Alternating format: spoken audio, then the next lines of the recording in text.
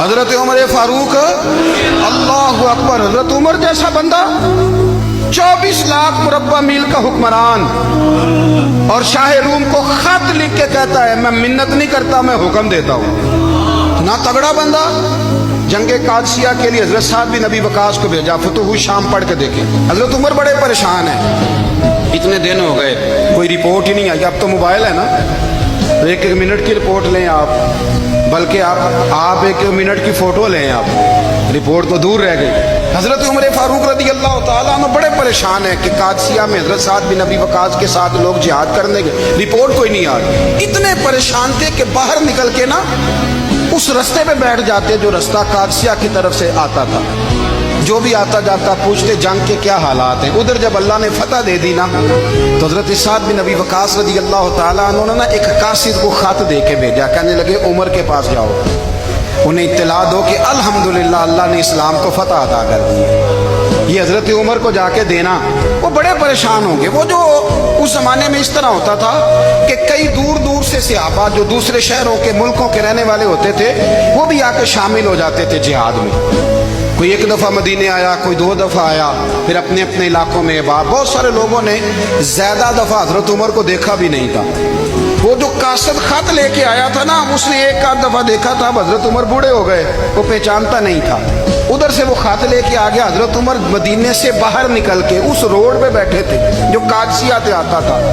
جب وہ اس آدمی کو آتے دیکھا تو حضرت عمر اٹھ کے کھڑے ہو گئے، فرمانے لگے قادسیہ سے آ رہے ہو؟ وہ کیا کہتا ہے؟ پھٹے پرانے کپڑے، ٹوٹے ہوئے جوتے، سر پہ پرانی پگڑی، کہنے لگے غلام مدینے کے رہنے والے ہو؟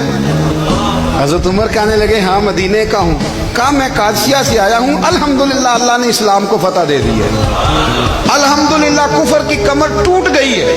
اس نے یہ بات کر کے تو گھوڑے کو ایڑی لگائی، گھوڑا دوڑنے لگا مدینے کے، حضرت عمر بھی ساتھ ساتھ دوڑ رہے۔ فرمانے لگے اچھا بتاؤ خالد بن ولید کا کیا حال ہے؟ تھوڑا آگے جا کے فرمانے لگے اسامہ بن زید کیسے ہے؟ وہ کہتے ٹھیک ہے۔ پھر اس نے اور گھوڑا، عمر ساتھ ساتھ دوڑ رہے ہیں، ساتھ ساتھ 24 لاکھ مربع میل کا حکمران، ایک جوتا پیر سے نکل گیا، عمر دوڑ رہے ہیں۔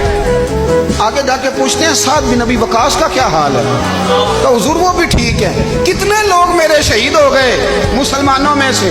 کہنے لگا صحیح گنتی کا نہیں پتا، یہ لفظ ادا ہوتے ہوتے مدینے کی سرحد آ گئی۔ لوگوں نے عمر کو گھوڑے کے ساتھ دوڑتے دیکھا تو کہا امیر المومنین کیوں دوڑ رہے ہیں؟ وہ غلام چھلانگ لگا کے نیچے آیا، قدموں میں بیٹھ گیا، کہنے لگا حضور آپ نے بتایا ہی نہیں آپ امیر المومنین ہیں۔ آپ فرمانے لگے کیا بتاتا؟ میں تو اونٹ چرانے والے کا پتر ہوں، کیا بتاتا؟ وہ عمر ہوں جس نے اپنے گناہوں کا حساب دینا ہے، کیا بتاتا؟ جو سعد بن ابی وقاص کو جہاد پہ بھیج کے خود بزدلوں کی طرح گھر میں بیٹھا ہے، کیا بتاتا؟ کوئی حیثیت نہیں، کوئی طاقت۔ تو نے اچھا کیا، تو مجاہد تھا، مجھے ساتھ ساتھ دوڑایا، تو نے اچھا کیا۔ جتنے لوگ تھے چیخے مار کے رونے لگے۔